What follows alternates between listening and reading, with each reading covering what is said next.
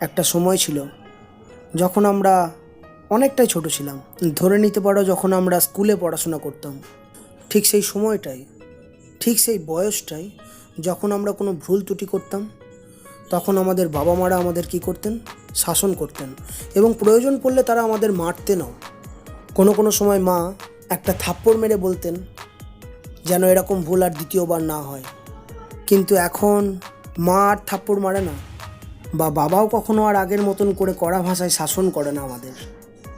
কারণ তারা বুঝে গেছে যে আমাদের এখন প্রতিনিয়তই জীবনে চলার পথে কোনো না কোনোভাবে থাপ্পড় খেতেই হয়।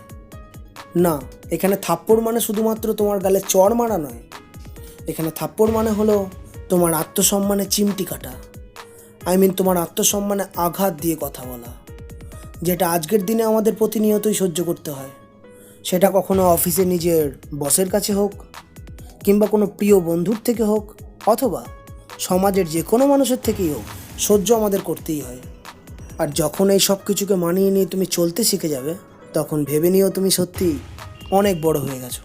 ভিডিওটা ভালো লাগলে বন্ধুদের সাথে অবশ্যই শেয়ার করবেন, আর আমাকে বন্ধু ভাবলে আমার এই ছোট্ট চ্যানেলটা সাবস্ক্রাইব করে দিও। কথা দিলাম তোমায় মোটিভেট করবই।